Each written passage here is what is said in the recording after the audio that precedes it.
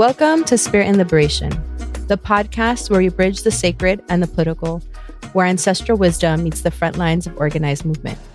I'm one of your hosts, Jeanette Charles-Marquez, and I'm an organizer, historian, and IFA practitioner deeply committed to liberation.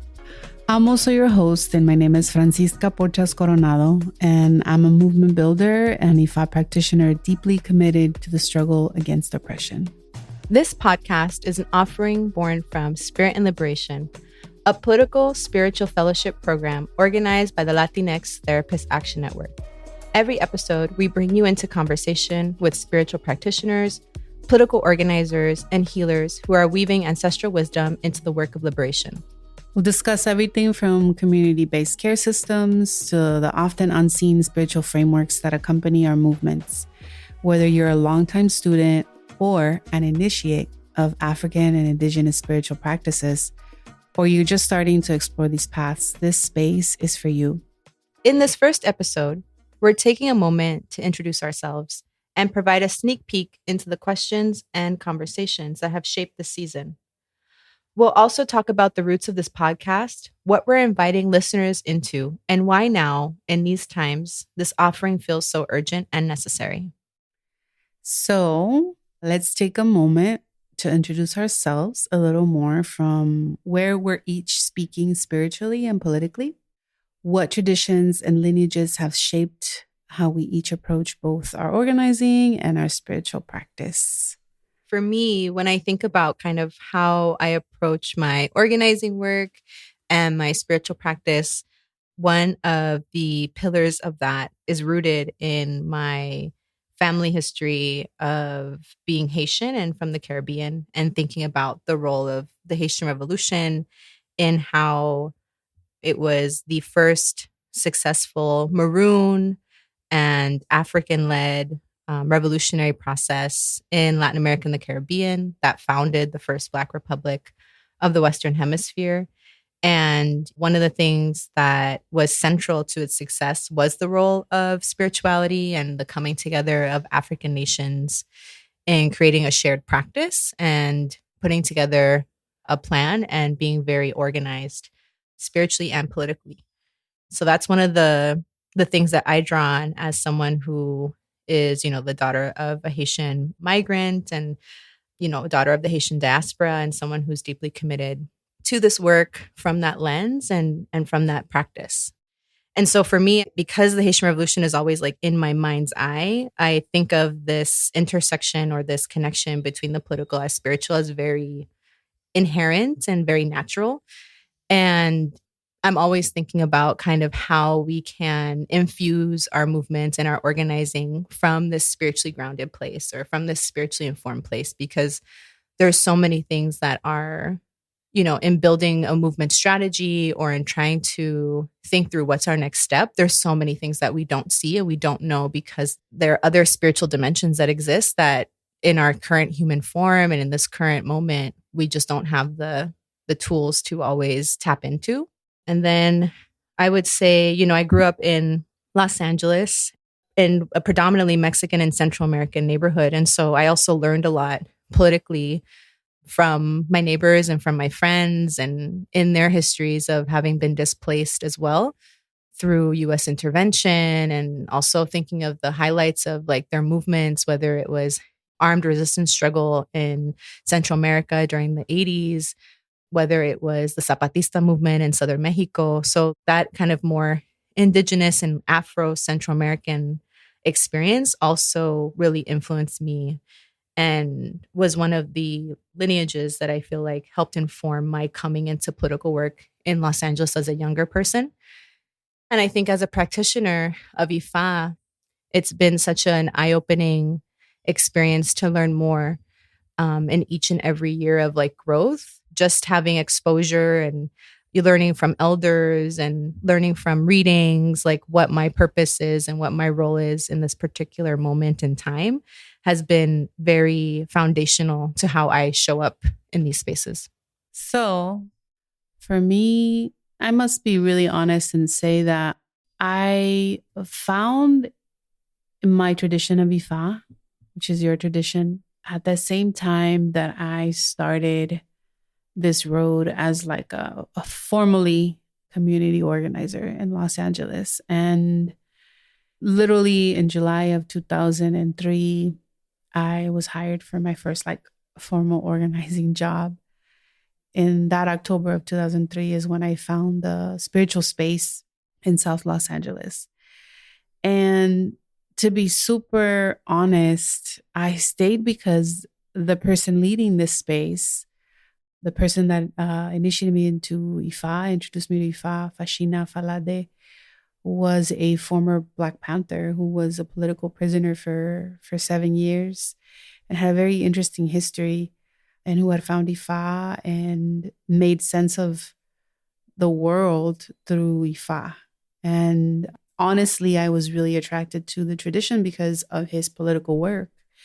And I feel like if somebody else had possibly introduced me to the tradition, I probably wouldn't have really stuck around, right? At least maybe I would have come around later. But I think he helped me make a lot of sense of the organizing that I was doing and the work that I was meant to do in the world, right? And I think it's been intertwined in that way and for a long time. And I think as a woman who is a Mexican immigrant who migrated to the US when I was 9, who grew up in the Southwest in Arizona, Phoenix to be exact, who knew very little about her ancestors, Ifa has taken me through this process of understanding my own experience better in the world as a migrant, as a woman, as a person who's brown.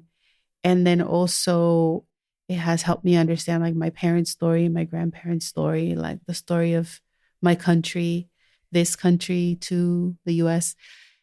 And the Ifa has also then deepened that, added a spiritual layer to that political understanding that is so much bigger than the context that we navigate. And I feel like if it hadn't been for that, if it hadn't been for this deeper spiritual understanding, I don't really know if I'd still be doing this work, to be honest. I don't know what I'd be doing. But time and time again, it comes back to an understanding of why we're here as human beings, and not just particular to me, but my elder Shoaibere Popola says we're here to make the world, to leave the world better than we found it. And I keep coming back to that. And in that we play a lot of roles. This has been the role that I've played, I think, for the last 20 plus years now. And it just helps me make sense of conditions. It helps me make sense of history. It helps me make sense of my own understanding of myself and my people, right? And it will continue to, I think, especially in these times that are really chaotic. It kind of helps zoom out into a broader perspective that's just not just like historical or even human centered, right? The creation, like the stage of creation that we're in and all that. And so that's what it looks like. But to be honest, like I haven't been open about practicing this until about 2017 when I started to want to do healing justice work and was like, I can't talk about the healing work without being more explicit about I do practice something and I am guided by something that's not just the current conditions that we're navigating or even like human history, right? And so it's been good to be out.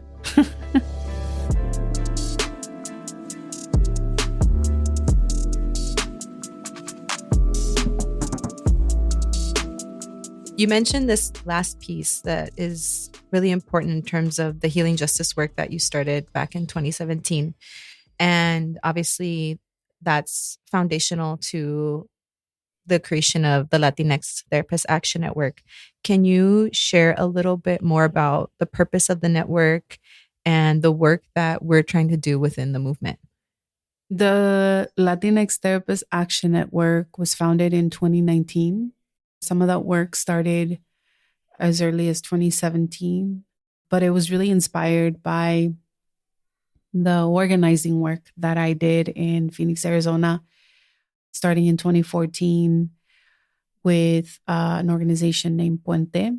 And they were one of the frontline immigrant rights organizations battling really terrible policies and practices of the state government, the sheriff, local police against migrant people. And out of Arizona comes SB 1070, which was one of the original terrible xenophobic anti-immigrant laws. And one of the first places that the collaboration between ICE and police and local authorities occurred. And so my experience being exposed for the first time to working with people like my parents and my family who were immigrants, and then being persecuted, criminalized, detained, deported, separated, and that level of trauma that people carried, but also were navigating on a daily. I had to visit ICE for ICE check-ins with people, which people are doing right now, people that had open cases. I had to go into detention centers and take people to visit loved ones. I had to also do campaigns where we were fighting anti-immigrant bills at the state, and especially in the last Trump presidency. And so it just exposed me to the gap that was present inside our organization and what people needed emotionally, spiritually, and then a real gap that I was seeing among ally organizations of people really needing to tend to their emotional well-being in this process and the emotional well-being of the communities that they were working with. And so that inspired me to organize therapists, because our own members in Puente were asking for therapists.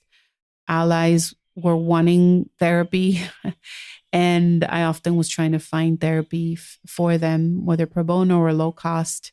Or I often sometimes defaulted to be somebody's like emotional supporter without having the skills or the understanding. And so here we are. This is the network organizes therapists, Latina, Latino, Latine across the country. We're in 26 states, and we have over 130 members who are all committed to building programming, mental health education, collaborations with immigrant rights organizations to attempt to build practices, infrastructure, some systems of care, collective care that can support, sustain, and fortify, the movement for immigrant rights. But this project created this thing called Spirit and Liberation. And this is how we get to this podcast. Because you're like, well, how is this connected to this podcast? Well, a couple of years ago, there was an idea that was birthed by family in movement in collaboration with good friends like Belia Mayeno Saavedra, Manuel Arciniegas, and you and I wanting to create a program where we as IFA practitioners could really be in our full selves.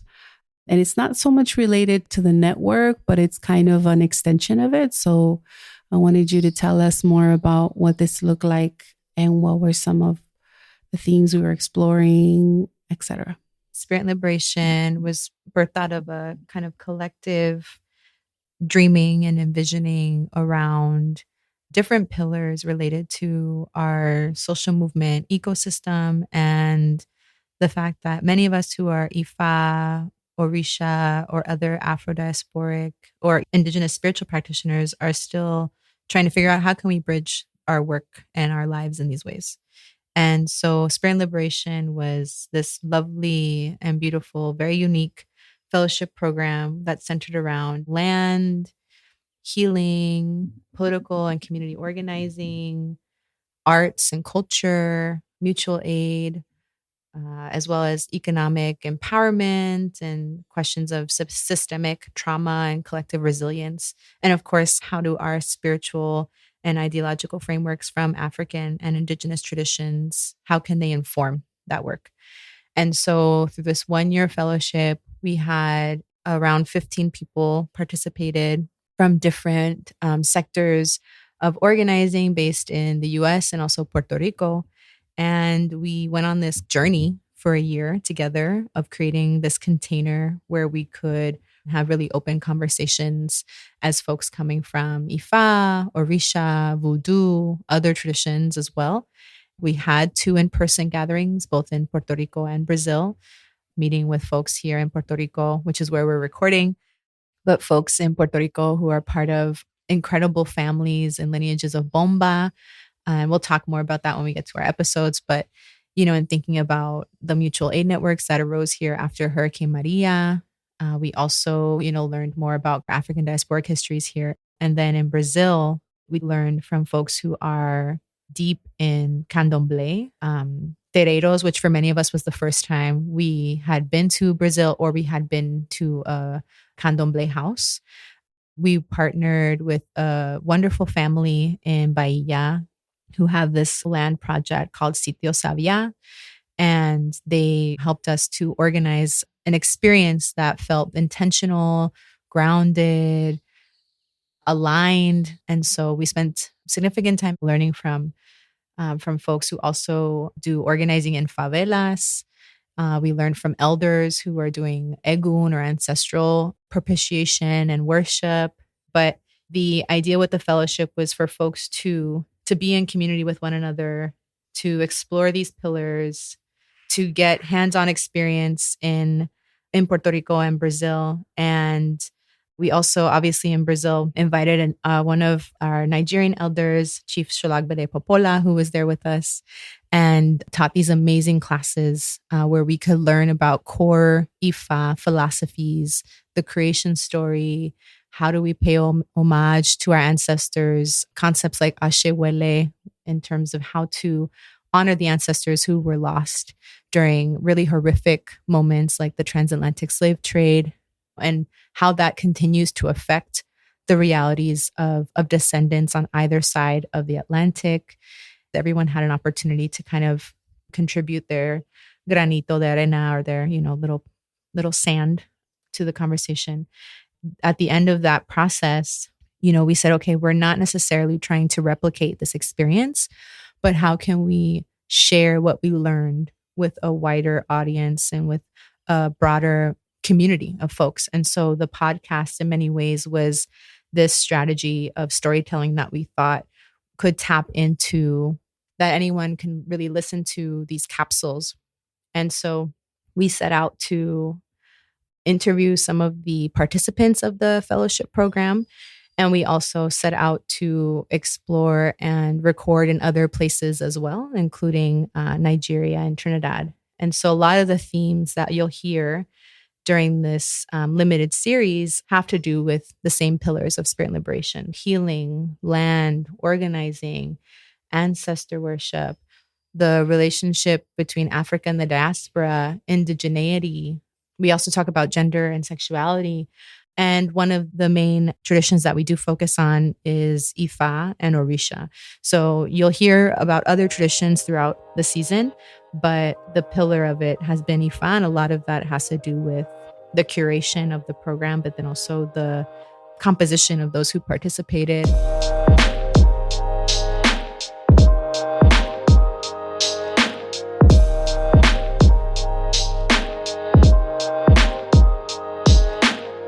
One of the things that I wanted to invite both of us to share are some highlights that we've had from this season. So we have a 13 episode season, limited series. We had to make it big. That's why, because it's limited. We had to meet 13 episodes. So Fran, I wanted to invite you to kind of share some of your highlights from this season, to give folks kind of a sense of what they can expect. Which episodes do you want to talk to people about? There's a lot of conversations for sure that are really good, and I can't possibly do justice to all of them. But I live in Puerto Rico, and I've been living here since 2021. And I'm so grateful for this program. This program really accelerated my relationship building with people that I think are really special here.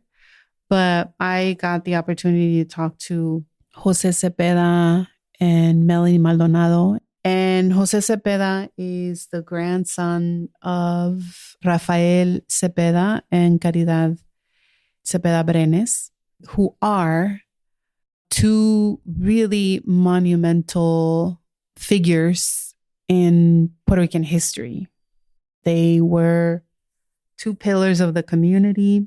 They had a long lineage in Espiritismo, which you'll hear more about in Jose's interview conversation with me, which is a very prominent practice among Puerto Ricans, but it has a very long history on this island, influenced by Dominicans and Haitians and Africa.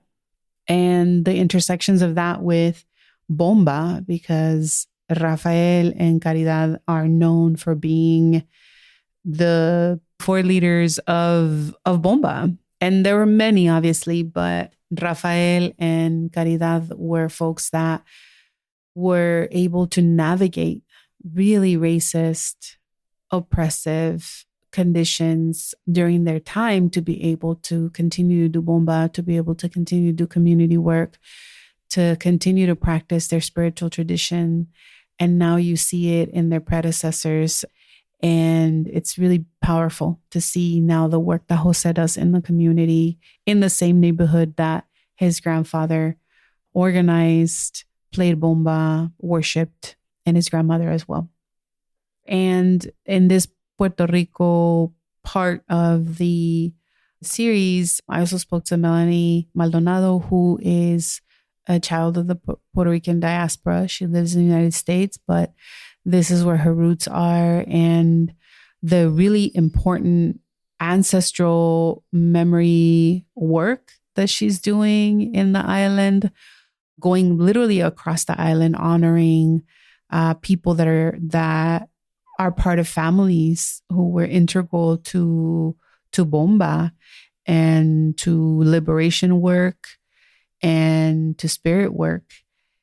And especially going all the way back to the transatlantic slave trade, colonial times, and going from place to place, honoring these families and creating really important monuments out of spaces, out of homes, and out of historical places where very important events took place that at this moment the country itself doesn't necessarily recognize, obviously, because of its colonial relationship to the United States and the U.S. always erasing people's history or pretending that the history is the story of a place is a different one. So I'm really excited for you all to listen to the conversations around Puerto Rico and the work to preserve and recover and honor and really promote the history, the culture, and continue to practice a lot of what exists and that is not always so obvious. What about you, Jeanette? Yeah. So like I mentioned with the program, we spent time in Brazil and Puerto Rico. And so you'll hear some of that referenced, and you'll hear from some of the folks in our cohort, but you'll also hear from people who were not in our program. And part of that reason is because I spent time in Trinidad and Nigeria this last year. And so we decided that it would be a wonderful opportunity for us to explore these same themes, given the role Nigeria plays in this whole history, this whole movement, and in this lineage of spirituality. We spoke with Ifa Benushola Owomide Popola. And what's really lovely about the interview with him is just the depth of Ifa knowledge that he shared, the verses of Ifa, the musicality of Ifa, the way that Ifa can and does make the world a better place. One of the things that I really appreciated about his interview was we talked about the role of Eshu as kind of the guardian of the crossroads and the witness of fate, and not this satanic figure that's often presented in the West. And also, as a fellow historian, the one piece that I also really appreciated was how he mentioned that in Ifa, we look to history. We actually study it. And in the verses is like the history of this entire universe. And so when someone goes to cast Ifa or have a reading, the intention is to learn what that history says and repeat the beneficial parts of that history. And so it really challenges this idea that I think is dominant in the West, which is we study history as to not repeat it. And Ifa is like, no, we study history to repeat certain pieces of history. Not all history is negative. And so that was really a beautiful just approach. And then we were in Trinidad and we had incredible conversations that focused on land, indigeneity, and marronage. And Trinidad is such a fascinating place because there's so many different cultural and ancestral lineages. It's also a place where a lot of Africans who historically have resided in Trinidad have come to the territory as freed people and not enslaved. There is a history of slavery, but it's much shorter than other parts of the Caribbean. And so with Akila Jaramogi, we spoke a lot about the United Maroon Indigenous Peoples movement. We talked a lot about land stewardship and Fanzamins, which is this land reforestation project that she's been a part of for decades and that she founded with her late husband. And, you know, she's also an Ifa practitioner and Omo Orisha of Obatala. So just a beautiful dialogue in learning about the role of Orisha in Trinidad. And then we spoke with Caroline Mayer-Toby, who is a lawyer by trade, and the intersections of doing work with Indigenous communities and fighting around climate and land justice in small islands and other Indigenous majority places. We wanted to make sure that we were able to bridge conversations that are happening in the social movement ecosystem in the US and also these other territories in the greater Americas and internationally, right? Because we can't look at what's happening in movement in the US in isolation from the rest of the world. So those are some highlights. And we have so many other episodes that we're not going to profile in this episode, but that we are really excited for you to listen to.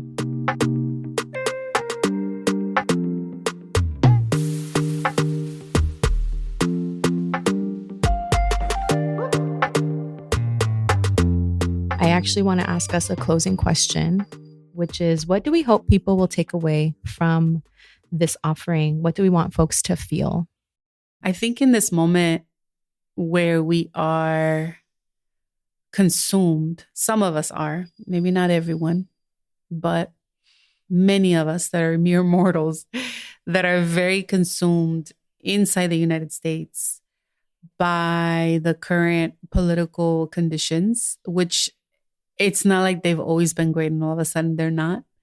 But we know under this administration, there is a lot of threat and a lot of really scary potential for suffering and like real impact and real pain. And we've already begun to see it, right? It's only a few months in to what might feel like an eternity, 4 years or potentially more.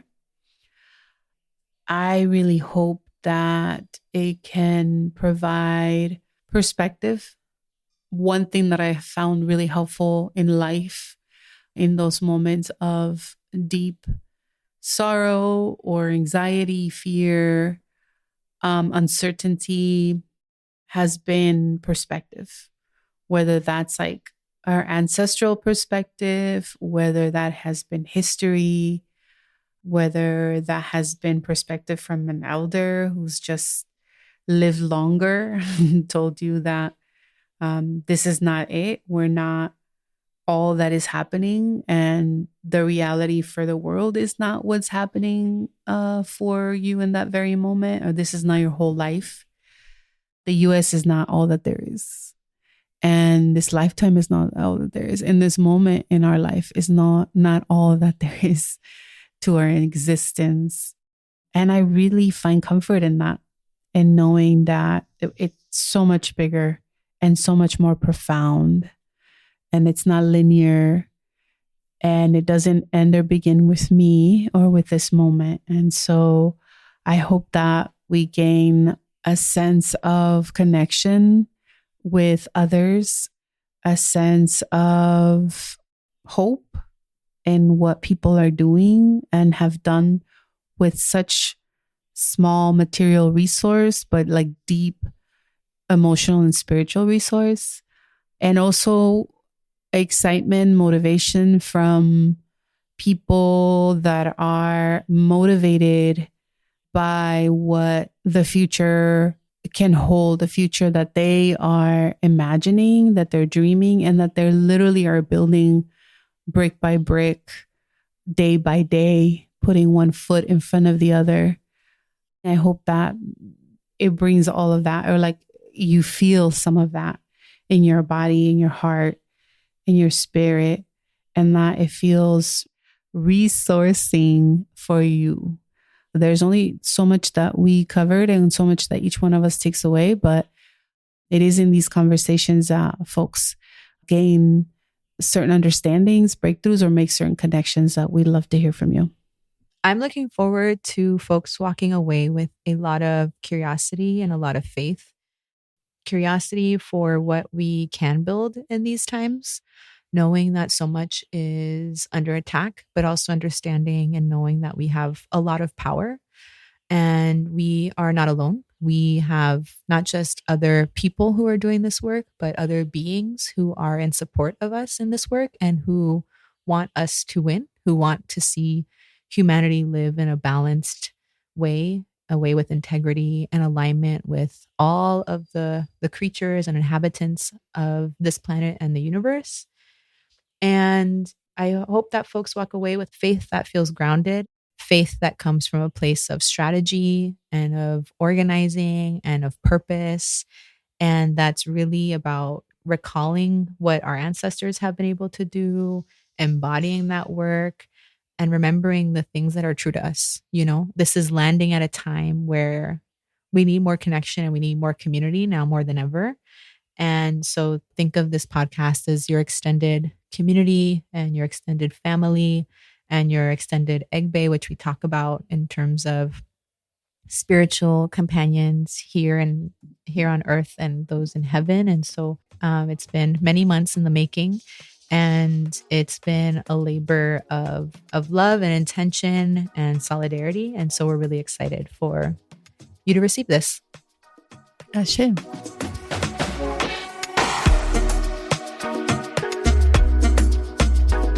Thank you again for joining us today on Spirit and Liberation, a podcast brought to you by the Latinx Therapists Action Network. If this episode spoke to you, please like, subscribe, and share it with someone in your circle. Spirit and Liberation is hosted by Francisca Porchas Coronado and Jeanette Charles-Marquez. Today's episode was produced and edited by Phil Circus.